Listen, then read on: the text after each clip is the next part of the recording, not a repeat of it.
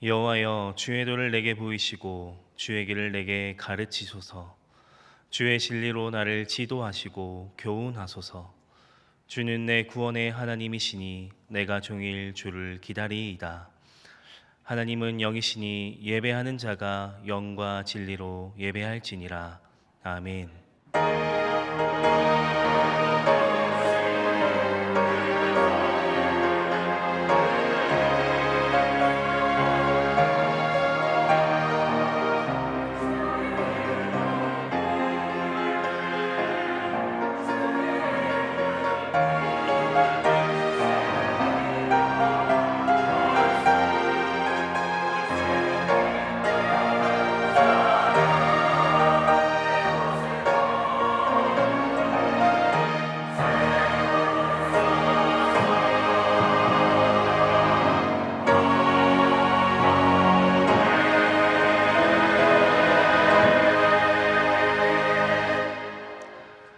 은혜가 풍성하신 하나님, 주 안에서 복된 명제를 보낸 저희들 다시금 마음을 가다듬고 주의 전에 나와 예배드립니다.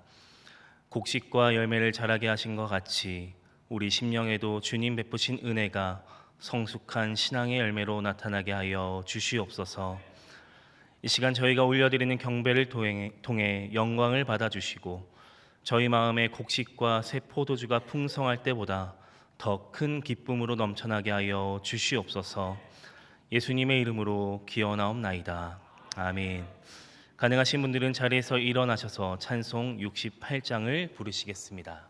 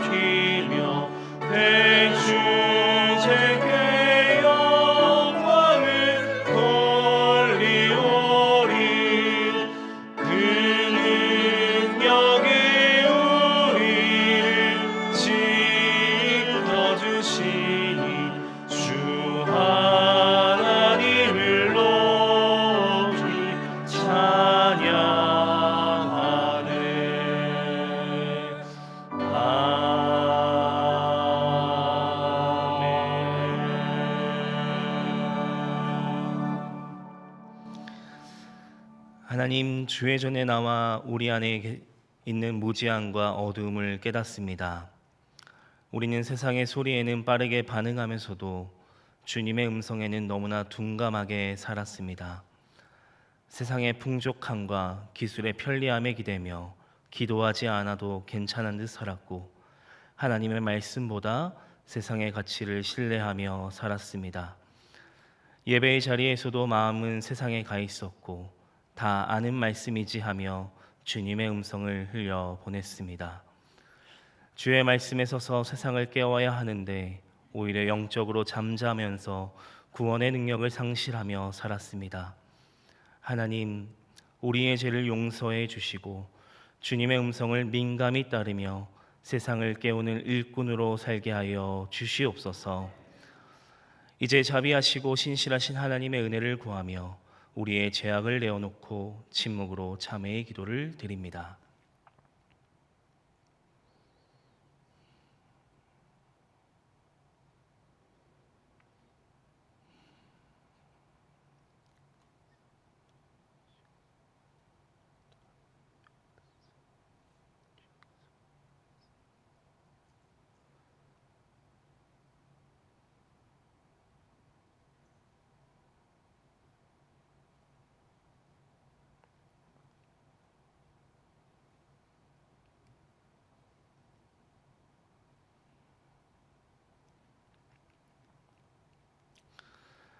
온 마음을 다해 참회하는 자들에게 주시는 하나님의 용서의 말씀이 여기 있습니다. 누가 능히 하나님께서 택하신 자들을 고발하리요? 의롭다 하신 이는 하나님이시니 누가 정죄하리요? 죽으실 뿐 아니라 다시 살아나신 이는 그리스도 예수시니 그는 하나님 우편에 계신 자요 우리를 위하여 간구하시는 자시니라. 이 말씀에 의지하여 참여하는 우리 모두의 죄와 허물이 완전히 사하여졌음을 담대히 선언합니다. 이제 제사함의 확신을 가지고 주기도문으로 기도드립니다. 하늘에 계신 우리 아버지, 아버지의 이름을 거룩하게 하시며 아버지의 나라가 오게 하시며 아버지의 뜻이 하늘에서와 같이 땅에서도 이루어지게 하소서. 오늘 우리에게 일용할 양식을 주시고 우리가 우리에게 잘못한 사람을 용서하여 준 것 같이 우리 죄를 용서하여 주시고 우리를 시험에 빠지지 않게 하시고 악에서 구하소서. 나라와 권능과 영광이 영원히 아버지의 것입니다. 아멘.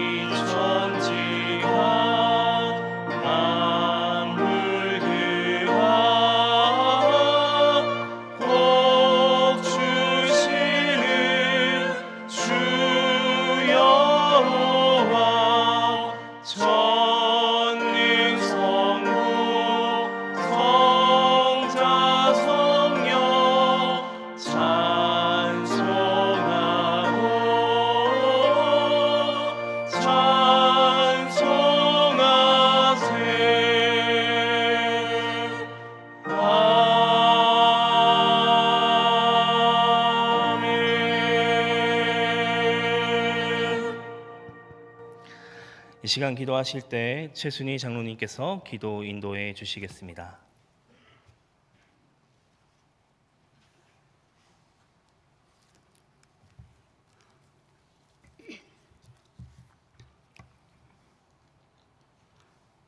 연약한 우리를 부르시고 자녀로 삼아주신 하나님 아버지, 그 한량없는 사랑에 감사드립니다.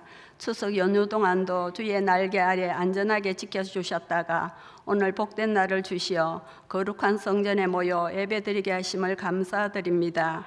우리의 예배를 받아주시고 하늘의 문을 열어주시옵소서. 지금 여기에 이르기까지 우리를 지키시고 보호해 주신 하나님 아버지께 감사드립니다. 돌아보면 우리의 연약함이 가득하였는데 주님께서 그 모든 상황을 공감하시고 아름다운 걸음 되게 하심에 감사드립니다. 우리의 허물을 용서하여 주시고 성도라는 이름을 잘 지키며 살아가도록 은혜 내려 주시옵소서. 우리에게 주어진 일상의 자리를 주님 주신 선물로 받고 귀하게 살아내게 해주시고 만나는 모든 이들을 한대하며 예수님의 사랑을 나누는 삶을 살도록 우리를 붙들어 주시옵소서. 상현재단을 사랑하시는 하나님 아버지, 우리 교회가 의와 평강과 희락의 하나님 나라를 만들어가게 해주시옵소서. 예배를 통해 하나님과의 만남이 풍성하게 해주시고 모든 모임과 구역 기관들의 회복과 부흥의 역사가 있게 하옵소서. 10월 25일 전교인 산상 기도와 단합대회를 축복하셔서 좋은 날씨를 허락하셔서 다 함께 모여 한 마음으로 나라와 민족을 위해 뜨겁게 기도하여 이 나라가 하나 되게 하시고 또한 사랑의 교제를 통해 모든 세대가 서로 화합하고 하나님이 명하신 계명을 잘 지켜 이웃 사랑과 영혼 구원에 힘쓰며 땅끝까지 이르러 정인이 되라는 주님의 명령을 온전히 순종하며 나아가길 간절히 소망합니다.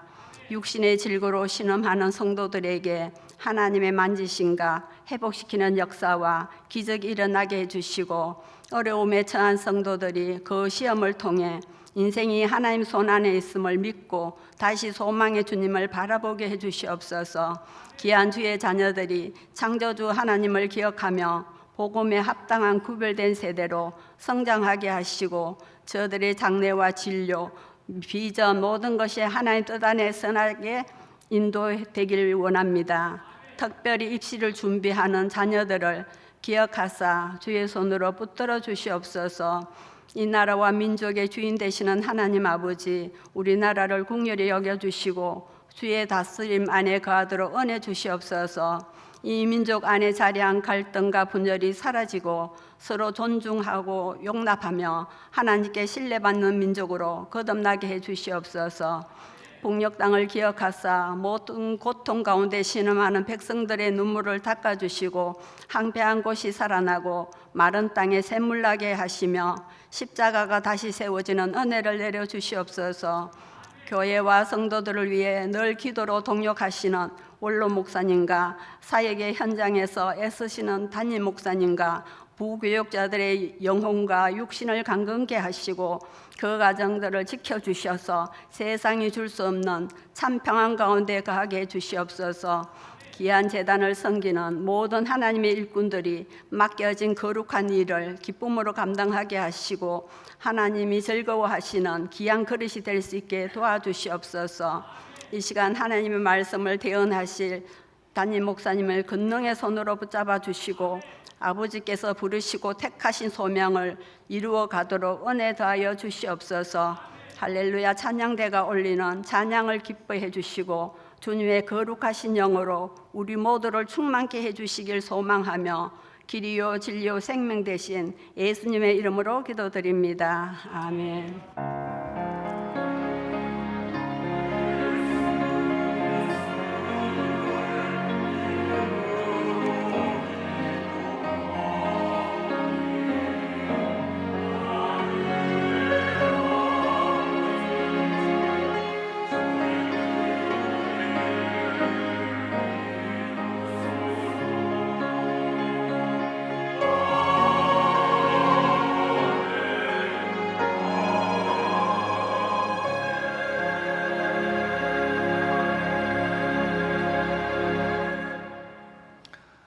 오늘 우리에게 주신 하나님의 말씀은 데살로니가전서 5장 1절에서 11절의 말씀입니다. 신약성경 332면에 있습니다. 데살로니가전서 5장 1절에서 11절의 말씀, 영혼의 무음 모드를 해제하라는 제목으로 게시된 말씀 봉독할 때 살아계신 하나님의 음성을 친히 들으시길 바랍니다. 형제들아, 때와 시기에 관하여는 너에게 쓸 것이 없음은 주의 날이 밤에 도둑같이 이를 줄을 너희 자신이 자세히 알기 때문이라. 그들이 평안하다 안전하다 할 그때에 임신한 여자에게 해산의 고통이 이른과 같이 멸망이 갑자기 그들에게 이르리니 결코 피하지 못하리라. 형제들아, 너희는 어둠에 있지 아니하매 그날이 도둑같이 너희에게 임하지 못하리니 너희는 다 빛의 아들이요 낮의 아들이라. 우리가 밤이나 어둠에 속하지 아니하나니 그러므로 우리는 다른 이들과 같이 자지 말고 오직 깨어 정신을 차릴지라.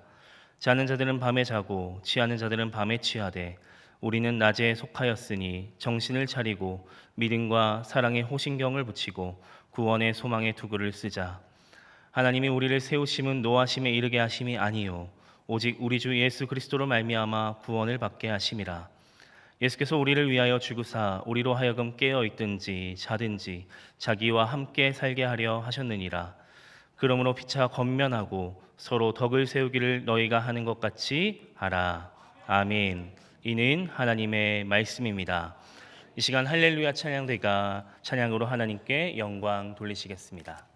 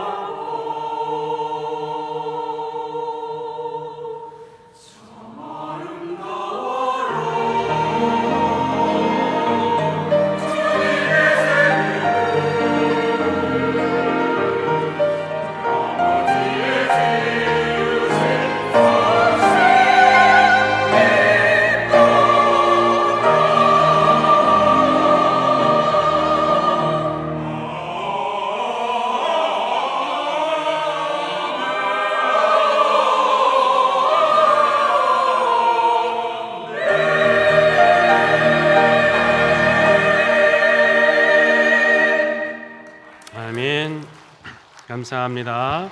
우리 하나님께서 귀한 영광 받으신 줄 믿습니다. 다시 한번 우리 큰 박수로 하나님께 영광 돌리고 찬양대 축복합니다. 감사합니다. 사랑하는 성도 여러분, 명절 잘 보내고 오셨습니까?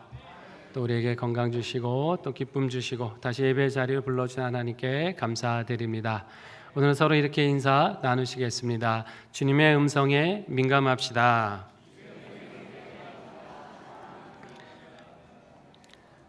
혼탁한 세상 속에 우리 주님 음성 듣기에 늘 힘쓰시고 순종하셔서 우리 하나님 인도하시는 우리 구원과 또 생명의 기쁨과 평강을 풍성히 누리시기를 주의 이름으로 축복합니다.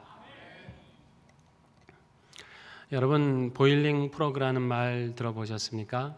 우리 말로는 끓는 개구리라고 하죠. 팔팔 끓는 물에 개구리를 넣으면 바로 튀어나오지만 찬물에 넣고 서서히 끓이면 온도가 올라가는 걸 느끼지 못하고 죽게 된다, 그런 이야기입니다. 사실 이게 과학적으로는 증명된 게 아니라 그래요. 그러나 비유적으로는 참 많이 쓰입니다. 왜냐하면 눈에 보이는 위기는 사람이 빨리 대처를 하지만 서서히 다가오는 위험에는 둔감해지는 것이 인간의 마음이기 때문이죠. 그래도 종종 알아차리지 못하는 그 위기를 만났을 때 이 비유를 많이 쓰곤 해요. 여러분, 신앙도 사실 그렇지 않습니까? 한 번의 큰 타락도 분명히 위험하지만 서서히 식어가는, 둔해져가는 그 마음, 하나님의 마음이 식어져가는 게 어떻게 보면 더 무섭습니다. 오늘 본문의 말씀은 데살로니가 교회에 주시는 하나님의 말씀인데요. 이 교회는 바울이 2차 전도 여행 때 3주 동안 머물면서 세운 교회예요. 머문 기간은 짧았지만 성도들은 믿음과 사랑과 소망 가운데 신앙생활을 잘하고 있었습니다. 밖에도 있었지만 그럼에도 신앙을 잘 지킨 교회예요. 그런데 시간이 점점 지나면서 조금씩 이제 문제가 생기기 시작했어요. 그 중에 하나가 뭐였냐면 바로 이제 예수님의 재림에 대한 신앙이었는데, 초대교회 때는 우리 예수님이 곧 다시 오신다, 이 신앙으로 많이 살지 않았습니까? 그런데 이것을 너무 사모한 나머지 어떤 사람들은 현실 도피적인 신앙을 가진 겁니다.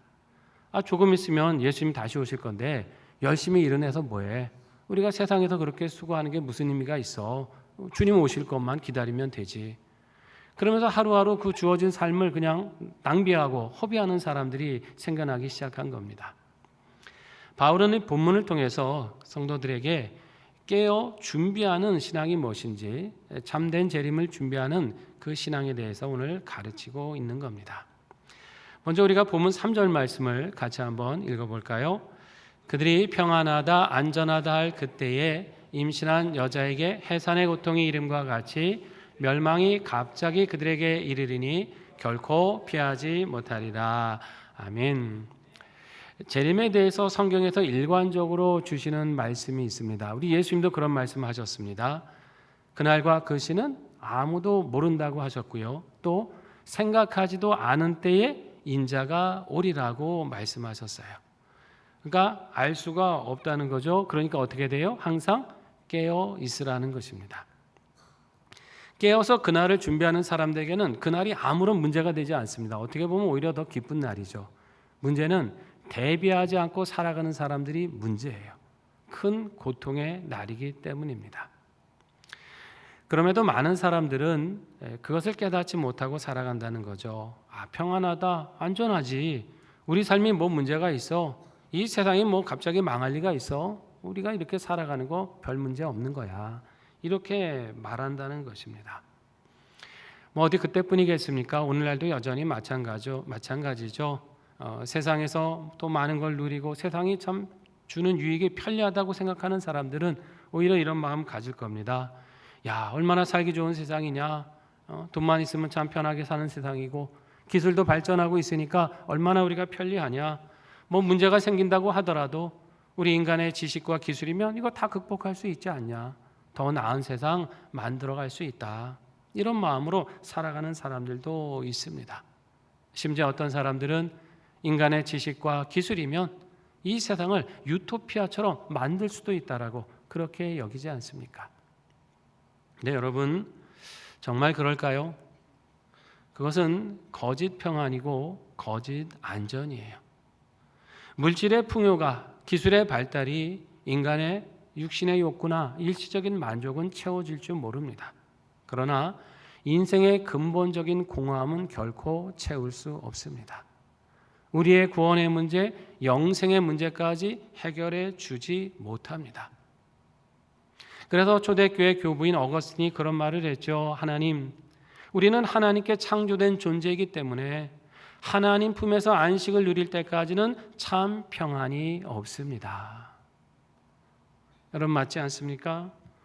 사람은 하나님이 지으신 영적인 존재예요. 물질의 만족, 육신의 욕구를 채워서만이 만족할 수 있는 인생이 아닙니다. 우리 안에 하나님께서 온전히 거하실 때만이 참 안식과 평강을 얻게 될 줄로 믿습니다. 만약에 이것을 깨닫지 못하고 세상의 편리함이 전부고 세상에서 누리는 게 전부라고 살아가는 사람들은 그날이 어떻게 해요? 갑자기 이르게 된다고 하시는 거예요. 마치 해산하는 여인에게 고통이 임하는 것처럼 임한다라고 말씀하세요. 이 해산의 고통이라는 말이 있는데 이제 이게 헬라어로는 오딘이라는 단어를 쓰는데요. 그냥 일반적인 고통이 아니에요. 참을 수 없는 고통을 말합니다. 여기 계신 많은 우리 어머님들 정말 이 참을 수 없는 고통 가운데 생명을 낳으신 거 아니에요? 정말 내 목숨을 줄 수도 있다라는 그 고통 가운데 자녀를 얻으신 거잖아요. 그런 고통이 온다고 하는 거예요. 그래도 해산의 고통은 기쁨의 고통이지 않습니까? 새로운 생명을 얻은 기쁨의 고통이에요. 그러나 그 날을 대비하지 않는 사람들이 맞는 고통은 어떤 고통입니까? 이건 결코 기쁨의 고통이 될 수가 없어요. 절망의 고통입니다. 모든 것을 잃어버리는 심판의 고통이다라고 하는 것이에요. 이 날이 분명히 예비되어 있다고 한다면 여러분 우리는 어떻게 살아야 되겠습니까? 우리는 하루하루 깨어서 그 날을 준비해야 될 줄로 믿습니다. 언제 올지는 모르지만 깨어 있으면 괜찮은 거예요. 제가 지난주에도 말씀드린 바가 있습니다만 정말 이 시대의 기술 발달의 속도는 우리가 상상을 초월합니다. 매우 빨라요. 여러분 우리가 이제 방 안에서만 있어도 손가락만 움직이면 세상 돌아가는 거 다 보고 알 수 있는 시대가 아닙니까? 그러면 인공지능이 우리 대신 생각해 주기도 하고 우리가 할 일을 대신해 주는 시대가 되고 있다고 말씀드렸죠. 이런 시대의 문제가 뭐냐면 우리가 너무나 물질 문명에 적응을 하다 보면 우리의 영적인 감각은 둔감해질 수 있다는 거예요. 우리가 세상 돌아가는 걸 어떻게 돼요? 하루에도 수많은 영상 매체를 접해야 되죠. SNS도 알아야 되고 AI가 만들어가는 시간 그 세상을 우리가 보게 되지 않습니까? 세상이 우리의 시간을 많이 뺏어갑니다. 그러다 보면 하나님에 대한 집중력을 잃어버리기가 쉽죠. 말씀을 묵상하고 내 안에 있는 영적인 힘을 기르기에는 굉장히 어려운 시대가 되고 있다는 거예요. 그럴 시간에 자꾸 세상에 우리 마음을 뺏기게 되더라는 겁니다. 그러다 보니까 세상 요구에 반응하고 그 시류에 따라가기 위해서 바쁘게 살다 보니 우리가 때로는 하나님의 음성에는 무음 모드로 살아갈 때가 있지 않습니까? 여러분 만약에 바쁘거나 중요한 일을 하거나 정신없을 때 어떻게 해요? 핸드폰 연락받기 싫으면 어떻게 하십니까? 무음 모드로 해놓으시잖아요. 그러면 아무리 전화를 하고 문자가 와고 알리고 하더라도 알림이 와도 우리가 알 수가 없는 거예요. 혹시 세상살이 바쁘다고 혹시 하나님께 영적인 무음 모드로 혹시 살고 계시지는 않으십니까? 신앙생활 오래 하다 보면요 타성에 젖을 때도 있습니다. 말씀을 들어도 별 깨달음이 없어요. 아유 다 아는 말씀이지 하면서 흘려보낼 때도 있죠. 예배는 드리지만 늘상 드리는 예배 같으니까 세상은 마음에 묶여 있을 때도 있고 성경 말씀은 어느 정도 알고 있지만 그대로 살아가려고 하지는 않습니다. 때로 피곤하고 바쁘다는 핑계를 대고 그냥 더 하나님과 가까이 할 시간에 세상과 가까이 하면서 세상 사람들과 별 구별 없이 살아가기도 합니다. 그럼 어떻게 보면 이게 다 영적인 잠 아닙니까? 잠자고 있을 수 있다는 거예요. 성경은 우리에게 이렇게 말씀하십니다. 본문 6절, 8절 말씀 읽어볼까요?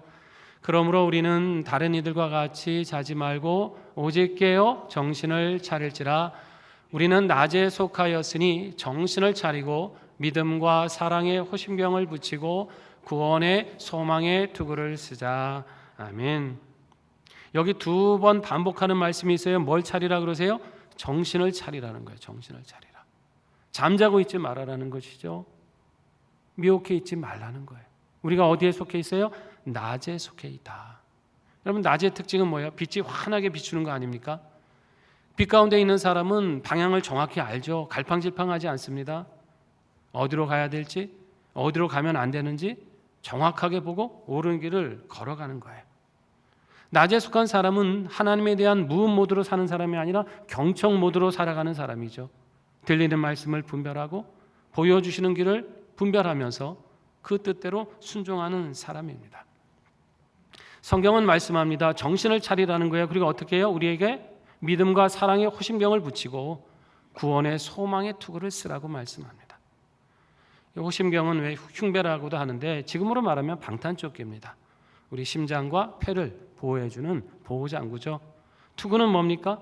우리의 머리가 부상당하지 않도록 머리를 보호해주는 장비 아닙니까? 이 믿음과 사랑과 소망이라고 하는 것이 이 험한 시대를 살아갈 때 우리를 이 영적인 싸움에서 지켜주는 보호장구라는 것입니다. 나아가서 이 싸움을 감당하게 하고 이기게 할 수 있는 영적 동력이 된다는 말씀이에요.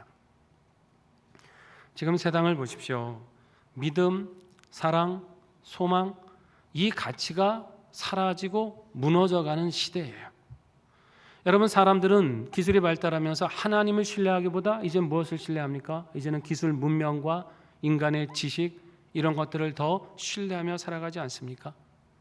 정말 온전히 신뢰해야 될 하나님에 대한 믿음을 자꾸 잃어버리고 있는 거예요. 믿음의 사람들뿐 아니라 세상 사람들 역시 하나님을 믿어야 된다 그러면 굳이 하나님 믿지 않아도 내가 살만한데, 세상이 내 삶을 다 평안하게 해주는데, 이러면서 그 믿음을 상실해가는 시대가 되었습니다. 사랑도 식어가죠. 삶의 목적이 자기 만족이 되는 시대잖아요. 이기심으로 살아가는 시대 아닙니까? 그러다 보니까 서로에 대한 배려나 사랑보다는 냉랭해지는 거예요.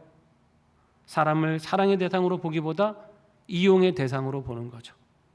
그러니까 어떻게 해요? 내 이익을 위해서라면 다른 사람의 생명도 함부로 하고 경시하는 풍조가 되어가고 있는 거 아닙니까? 그렇게 사회가 냉랭해지고 삭막해가고 죄악과 범죄가 끊임없이 일어나면 내일에 대한 소망이 있을까요? 여러분, 정말 미래에 대한 소망을 가질 수 있습니까? 이렇게 악해져가는 세상에서 누가 날 구원해주고 지킬 것인가라는 기대가 분명히 있으세요? 세상이 우리가 생각하는 것보다 악해져 가면 사람들의 마음에는 낙담이 자리 잡게 되어 있어요. 야, 이러다 우리나라 무슨 미래가 있냐? 우리 앞날이 무슨 소망이 있겠냐? 이러면서 불안해하고 절망합니다. 믿음과 사랑과 소망을 잃어버리면 개인의 삶도 무너지게 되지만 우리 사회도 무너지게 되는 거예요. 무엇보다 우리의 삶에서는 이 믿음과 사랑과 소망이 회복되어야 될 줄로 믿습니다. 하나님에 대한 믿음을 우리가 회복해야 되는 거예요. 나 하나님 당연히 믿는데, 계시다는 거 믿는 거는 누구나 할 수 있는 것이죠. 그분에게 온전히 신뢰를 두며 살아가야 됩니다. 서로에 대한 사랑을 우리가 또 회복해야 될 줄로 믿습니다. 생명을 경시하는 이 악한 풍조 속에서 아니다, 우리가 하나님의 형상으로 지음받은 존귀한 존재가 아니냐, 이러면서 서로 존중하고 그 생명을 사랑해야 되는 것이에요. 또 우리는 이렇게 살아갈 때 하나님이 우리 앞에 계획하신 구원이 반드시 이루어질 것을 믿고 소망으로 살아야 될 줄로 믿습니다. 아무리 세상이 우리를 위협하고 하나님과 멀어지게 하려고 하고 그러한 세상이 된다 할지라도 하나님이 우리에게 약속하신 구원이 있어요.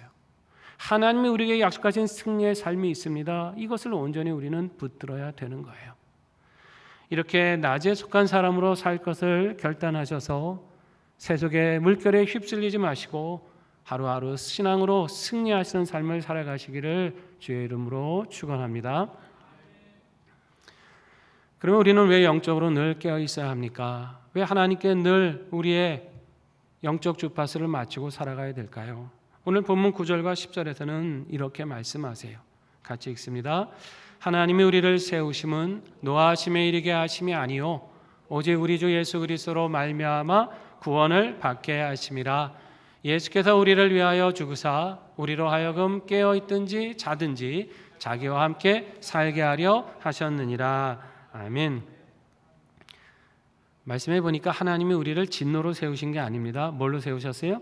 구원으로 우리를 세우셨습니다. 다시 말하면 하나님이 우리를 세우지 않으셨으면 우리는 여전히 하나님의 진노 아래 있는 사람이 된다는 거예요.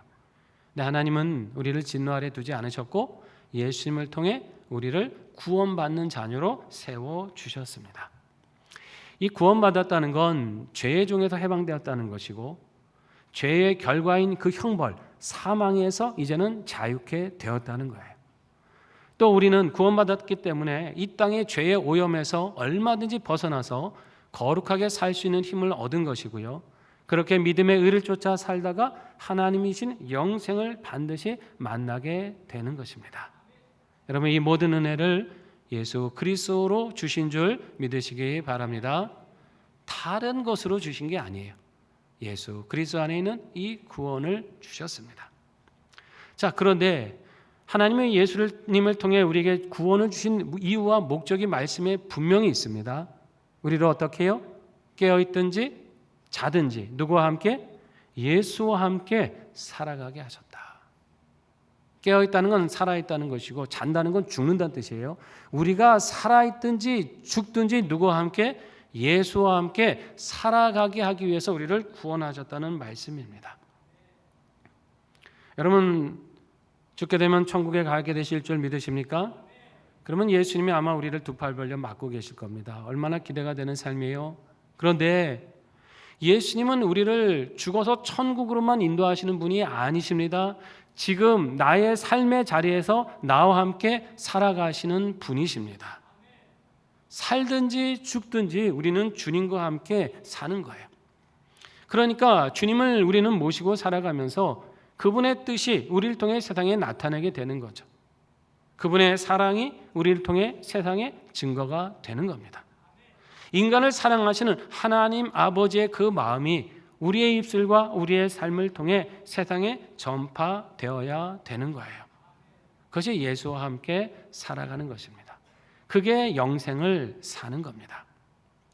꼭 죽어서만 영생을 누리는 게 아니라 영원하신 예수님과 함께 사는 자가 영생하는 자인 줄 믿습니다. 네, 여러분, 오늘날 이 세상이 어떻습니까? 세상은요, 이제 예수님 없는 구원을 말하기 시작했고요. 예수님 없는 영생을 꿈꾸는 시대가 되었습니다. 이미 오래전에 뉴에이지나 힌두교 같은 동양 사상들, 여기서는 어떤 얘기를 했습니까? 우리 예수님 없어도 인간이 명상이나 수행을 통해서 구원에 이를 수 있다. 우리 안에 있는 신적인 에너지를 발견하면, 그걸 깨달으면 우리 인간이 신이 될 수 있고 그것이 해탈이고 구원을 받는 거다. 이런 얘기 있었죠. 근데 여러분, 이게 이미 다 이제 옛날 얘기가 됐어요. 이제는 어떤 시대가 되었냐면 트랜스 휴머니즘이라고 하는 시대가 되었습니다. 이거는 기술을 통해서 인간의 한계를 넘어설 수 있다라고 믿는 신념이에요. 그냥 트랜스 휴먼이라고 하지 않고 여기에 휴머니즘에서 이즘이라고 하는 말이 붙어 있는 것은 단지 이게 기술의 문제가 아니라 하나의 사상이 되고 하나의 철학이 되었다는 뜻입니다. 여러분, 사람이 가진 근본적인 한계가 있지 않습니까? 우리 인생은 세월의 영향을 받아요. 시간이 지나면 나이도 드시고 몸도 노화가 되고요. 세포도 죽어가고 기억력도 감퇴합니다. 나중에 뭐 여기저기 아프잖아요. 몸이 약해지면서 아프시고 또 병도 들고 그러다가 때가 되면 죽음에 이르는 거죠. 근데 트랜스 휴머니즘은 이 죽음의 한계를 극복할 수 있다라고 보는 거죠. 인공지능이나 유전공학, 나노기술 같은 이 최첨단 기술을 가지고 이 인간의 한계를 극복할 수 있다고 보는 거예요. 유전자를 편집을 합니다. 그러면 좀 나쁘고 병든 유전자를 잘라낼 수 있다는 거죠. 그래서 질병을 예방하고 노화를 막겠다는 거예요. 장기를 계속 복제하면서 수명을 연장시킬 수 있다는 겁니다. 근데 여기만 끝나는 게 아니라 더 나아가면 아예 이 두뇌에 인공지능 그 칩을 심을 수 있다는 것이죠. 그래서 사람이 점점 학습력이 떨어지고 기억력이 감퇴하는데 이 칩을 통해서 학습력도 향상시키고 기억력도 계속 유지하게 하겠다는 거죠. 더 나아가서 인간이 더 노화가 되면 그 인간의 의식과 기억을 컴퓨터의 디지털로화해서 저장시키겠다는 겁니다. 그렇게 저장시킨 기억을 어떻게 해요? 사람이 죽는다 하더라도 다시 이걸 AI로 재현해내 가지고 다른 신체의 그 기억을 이식하든지 다른 기계의 그 의식을 이식하면 그 사람은 죽지 않고 계속해서 살게 될 거라고 말합니다. 여러분, 그렇게까지 하면서 혹시 살고 싶으십니까? 표정을 보니까 그러신 분은 계시지 않은 것 같아요. 여러분, 이 트랜스 휴머니즘 굉장히 많이 연구가 좀 진행이 되고 있는데 이 배경이 뭐냐면 결국 유물론이고 진화론이에요. 사람이 계속 진화할 수 있다는 거죠. 기술을 통해서, 생명공학을 통해서 지금보다 훨씬 더 진화된 상태로, 어쩌면 그것이 기계와 결합하고 컴퓨터와 결합한 상태로 살아가는 것이 진화라고 보는 겁니다. 또 이것은 인간을 영적인 존재로 보는 게 아니죠. 뇌나 모든 기능이 작용하는 물질적인 존재로 보면서 여기에 기술적인 물질을 접목시켜서 그 수명을 연장할 수 있다고 하는 지극히 유물론적인 사상을 가지고 있는 거예요. 그들이 내세우는 핵심 슬로건이 있습니다. 인간이 기술과 하나 되어 신처럼 생각하고 신처럼 존재한다. 인간이 기술과 하나가 되면 신적인 존재가 되고 신적인 생각을 하고 신적인 삶을 살 수 있다는 게 그들의 슬로건입니다. 이 기술자 중에 하나인 구글의 엔지니어 레이 커즈와일이라는 사람이 있는데 그 사람이 아주 이렇게 말합니다. 2045년경이 되면 인간과 기계가 융합하여 불멸에 이르게 될 것이다. 아주 불멸이라는 말을 자신 있게 하고 있습니다. 올해 초 2월 21일에 서초 양재동 온누리교회에서 기독교 학술원 포럼이 있었습니다. 바로 이 포럼에서 이 트랜스 휴머니즘을 다뤘어요. 많은 얘기가 있었지만 발표자 중에 전 총신대 부총장이었던 이상원 박사라는 분이 있었는데 이분이 이것을 이렇게 진단했습니다. 트랜스 휴머니즘이 초인을 지향하는 이유는 죽음에 대한 두려움 때문이다.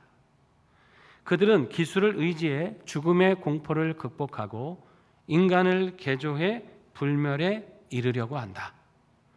이것은 기술을 신적 능력으로 떠받드는 기술 종교를 지향하며 인간이 하나님의 자리를 대신하는 우상 숭배로 나아간다. 이들이 말하는 불멸은 기독교에서 말하는 부활의 패러디로 이미 유사 종교가 되었다. 사람이 죽음 앞에 겸손히 하나님을 의지해야 되는데 하나님을 의지하지 않고 스스로 기술을 의존하면서 유사 영생을 꿈꾼다는 것이죠.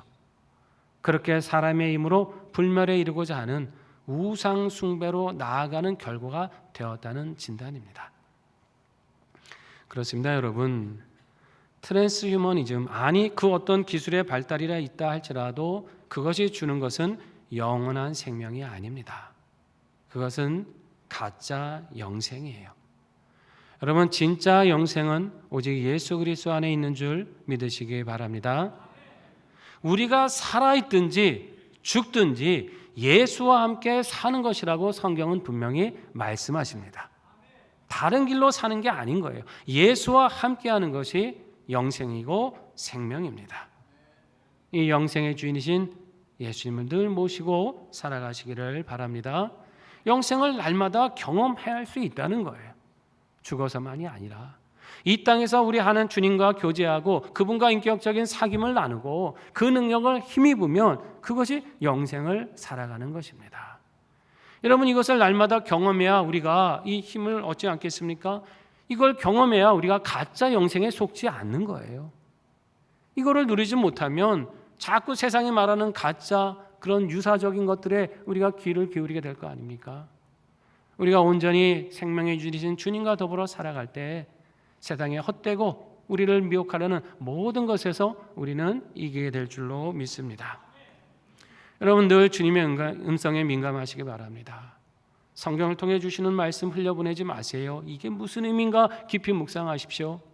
설교를 통해 듣는 말씀 대충 넘기지 마세요. 도대체 어떤 말씀인가 여러분 마음속에 새기며 묵상하시기 바랍니다.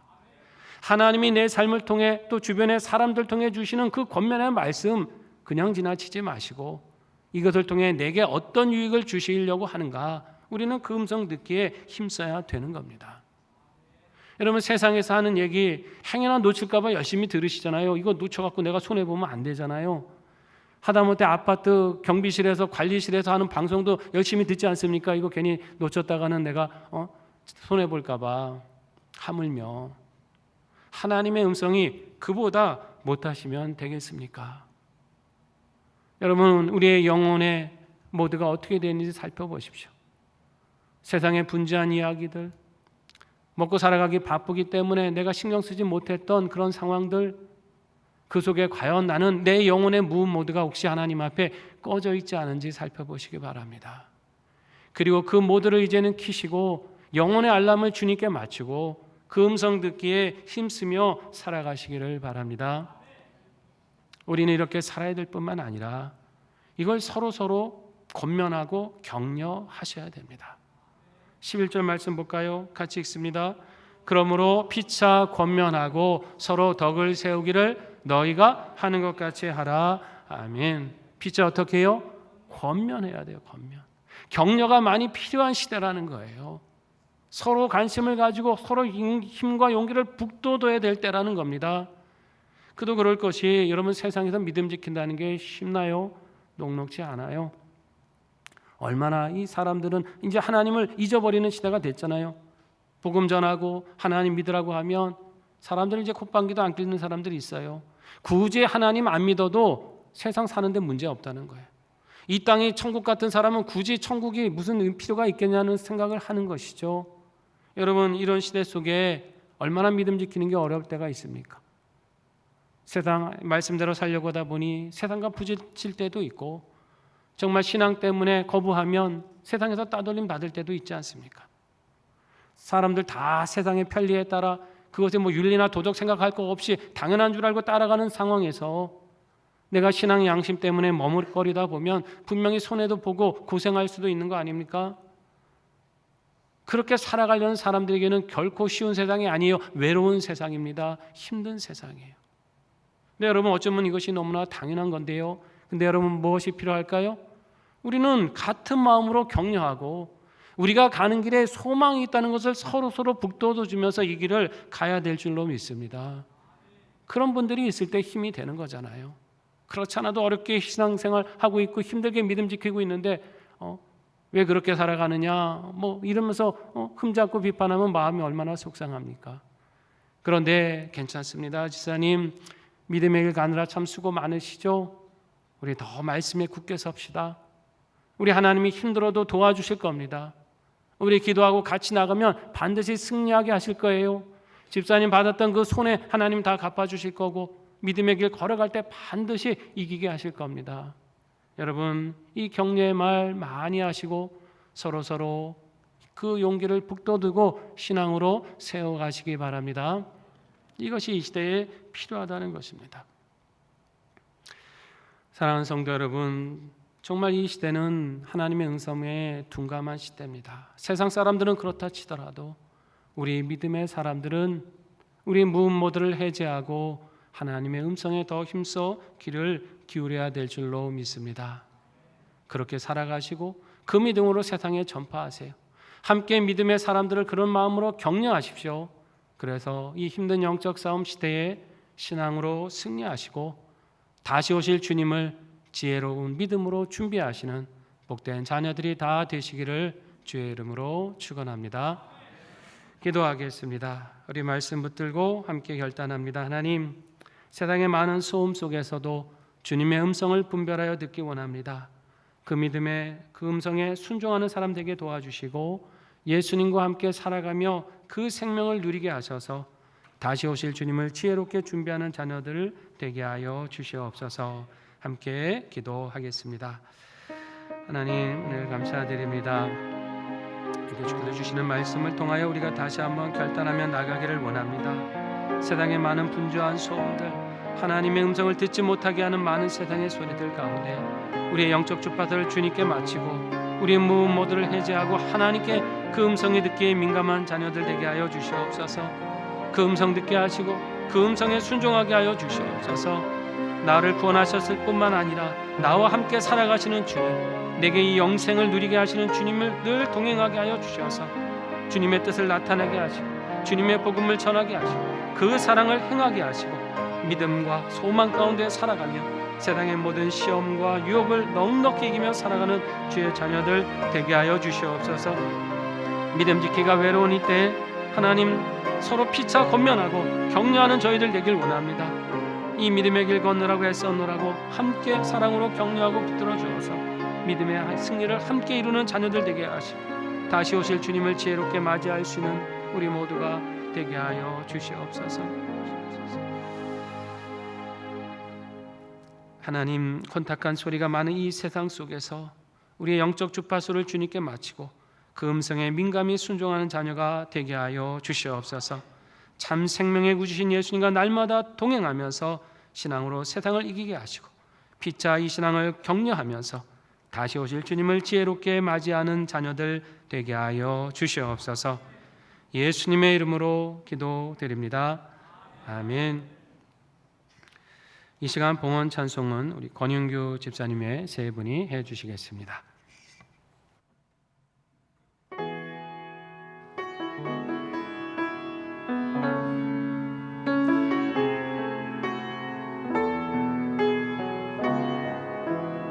지금은 비록 땅을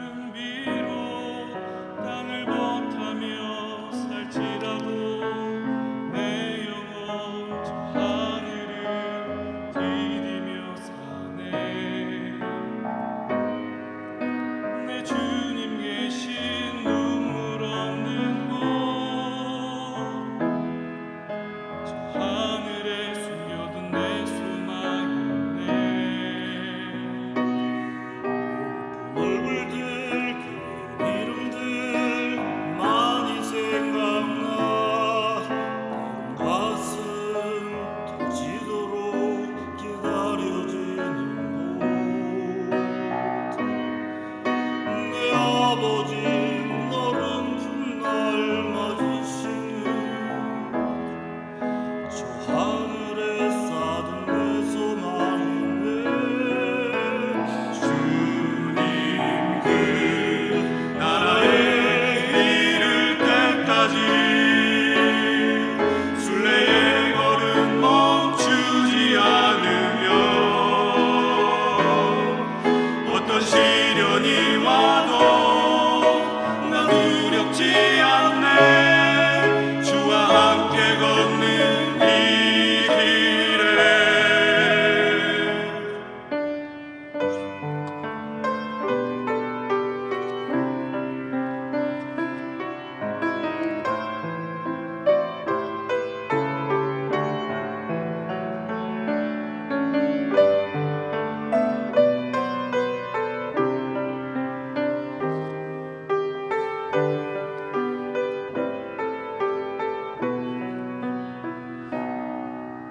나 지금은 비록 땅을 버타며 살지라도 내 영혼 저 하늘을 디디며 사네.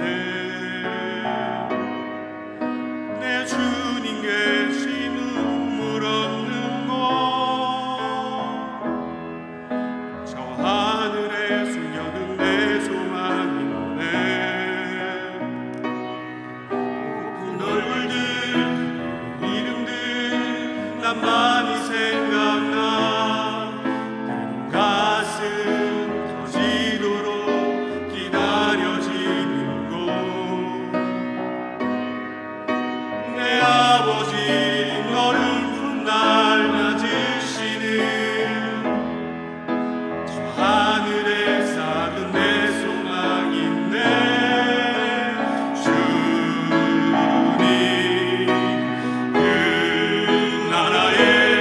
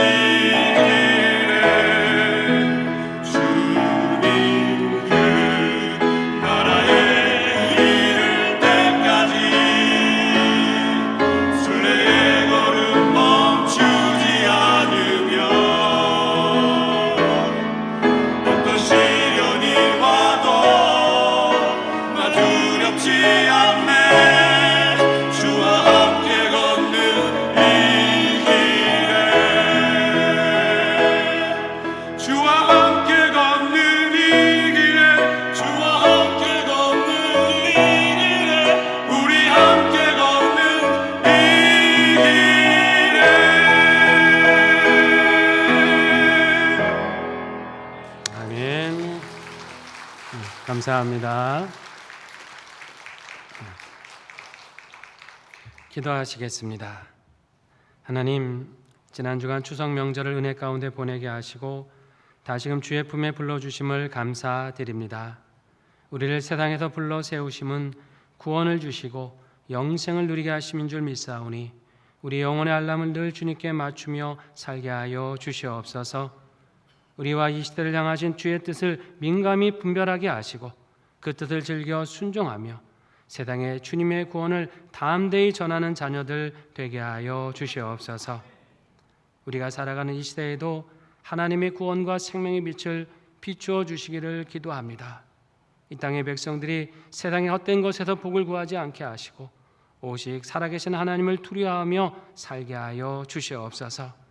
그래야 장차 이 땅에 어그러진 것들이 바로 세워지게 하시고 거짓과 불의는 사라지게 하여 주시며 죄악과 타락의 문화가 근절되어 가고 하나님의 공의로 새롭게 되어 성장하는 나라가 되게 하여 주시옵소서.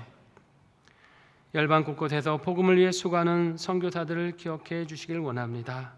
복음의 능력과 성령의 충만함을 더하여 주셔서 영혼을 구원하고 어둠의 역사를 빛과 생명의 역사로 바꾸어가는 사명을 온전히 감당하게 하여 주시옵소서. 이 시간 감사함으로 예물 드립니다. 단순한 물질이 아니라 주님 앞에 깨어있는 마음을 드리오니 우리의 순종과 헌신을 받으셔서 하나님의 거룩하신 나라를 이 땅에 이루어 주시옵소서. 오직 주님께 감사하며 주께 소망을 두고 살아갈 때에 어렵고 힘든 상황을 이기게 하시고 필요할 때마다 그 양식을 때를 따라 내리워 주시옵소서. 우리의 간구를 늘 듣고 응답하시는 줄 믿습니다. 자녀들의 진학과 취업의 계절이 다가옵니다. 믿음으로 구하고 노력할 때 주께서 예비하신 길을 만나게 하여 주시옵소서. 결혼과 태열매를 위해 간구하는 자녀들 있습니다. 만남의 복, 생명의 복으로 허락해 주시옵소서.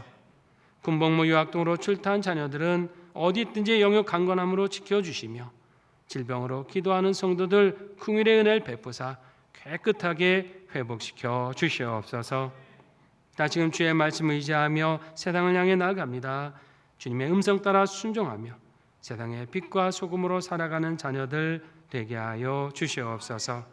예수님의 이름으로 봉헌기도 드립니다. 아멘.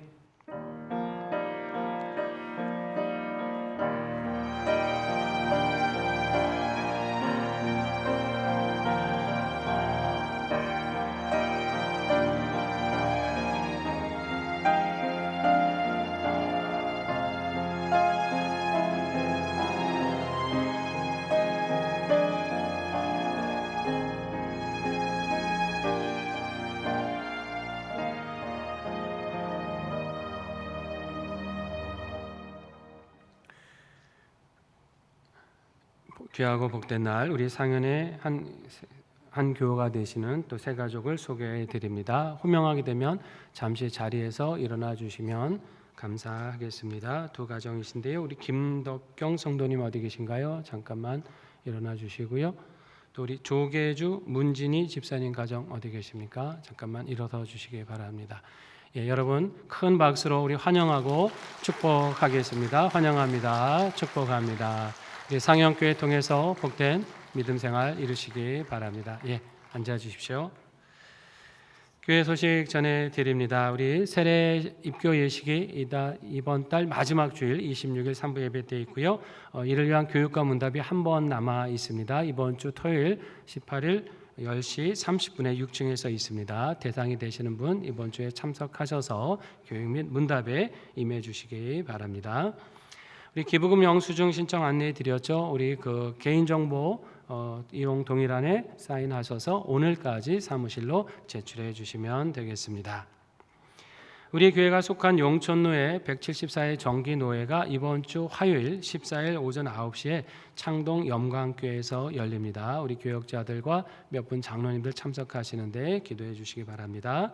아울러서 우리 교역자 수련회도 이번 주에가 있습니다. 16일 목요일 동안교회 기도원에서 가질 예정입니다. 함께 기도해 주시기 바랍니다. 교우 소식입니다. 군입대하는 자녀가 2명이 있습니다. 은혜교구 김충일 장로님, 황강민 권사님 가정의 자녀 김현민 군이 내일 입대를 하게 되고요. 또 사랑교구 강도한 집사님, 유영미 집사님 가정의 자녀 강성영 군이 화요일 날 입대하게 됩니다. 우리 강성영 군은 2부 때 함께 기도하고 파송했고요. 이 시간에 우리 김현민 군 함께 기도하고 파송하겠습니다. 자, 이거는 하나님의 말씀 훈련받을 때 잘 읽고 말씀으로 무장하고 그리스도의 강건한 군사로 자라가기 바랍니다. 자, 이거는 맛있는 거 사 먹고 체력 보충해서 건강히 잘 훈련받기 바랍니다. 여러분 함께 우리 손을 내밀어서 함께 축복하며 기도하겠습니다. 아버지 하나님, 사랑하시는 주님의 자녀 김현민 군을 이제 군에 파송합니다. 나라의 부름을 받고 가지만 그리스도의 강건한 군사로 파송하오니 대장 되신 우리 예수님께서 앞서가시고 친히 모든 길을 예비하여 주시옵소서. 건강하게 훈련받게 하여 주시옵소서. 안전하게 훈련받게 하여 주시옵소서. 몸이 자라고 정신이 자라고 심령이 강건해지게 하여 주시옵소서. 말씀으로 주님을 의지하는 시간 되게 도와주셔서 그 어느 때보다 주님과 친밀한 교제를 나누게 하여 주시옵시고 하나님이 뜻하시는 그 뜻을 군에서도 이루어가는 자녀가 되게 하여 주시옵소서. 좋은 선임들 만나는 복도 주시고 좋은 동료들 만나는 은혜 주셔서 군 생활이 우리 하나님과 가까이 하며 많은 사람에게 복음을 증거할 수 있는 복된 시간이 되게 하여 주시옵소서. 그렇게 강건하게 자라감으로 하나님 더욱 성장한 모습으로 우리 곁에 돌아오게 하셔서 주 안에 품었던 비전들을 이 땅에서 이루어가며 하나님 앞에 영광 돌리는 자녀로 살아가게 하여 주시옵소서. 우리 모든 믿음의 교우들이 함께 기도하는 마음으로 파송합니다. 떠나 있을 때도 같은 마음으로 기도할 때 그 응답을 자녀에게 내려주시옵고 주고받는 모든 소식이 평안과 감사와 기쁨의 소식 될 수 있도록 붙잡아 주시옵소서. 대장 되시고 목자 되신 주께서 그 손 붙들고 능히 동행해 주실 줄 믿사옵고 우리 주 예수님의 이름으로 축복하며 기도하옵나이다. 아멘. 자, 우리 돌아서 인사하고 들어가실 때 여러분 잘 다녀오라고 격려해 주시기 바랍니다. 기간 모임 안내해 드립니다. 7여준대의 모임이 다음 주일 오후 1시 5층 쉐마을에 되어 있다고 합니다. 일남성교회 야유회도 계획되어 있습니다. 이번 주 토요일 18일 오전 7시에 교회 1층 로비에서 모여서 가신다 그래요. 어딘지 말씀 안 하시는 거 보니까 좋은 데 다녀오시는 것 같습니다. 건강히 잘 다녀오시고요. 6여전대 원료회가 이번 주 토요일 오전 10시 40분 교회 7층에서 있다고 합니다. 기억하시고 참여해 주시기 바랍니다. 이제 자리에서 일어나셔서 436장 1절과 4절을 부르시겠습니다.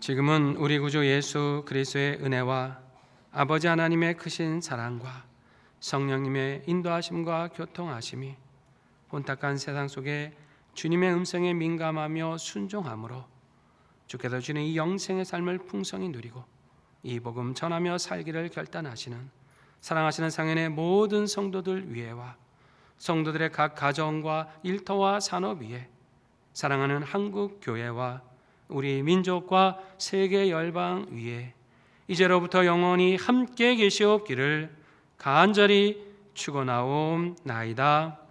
아멘.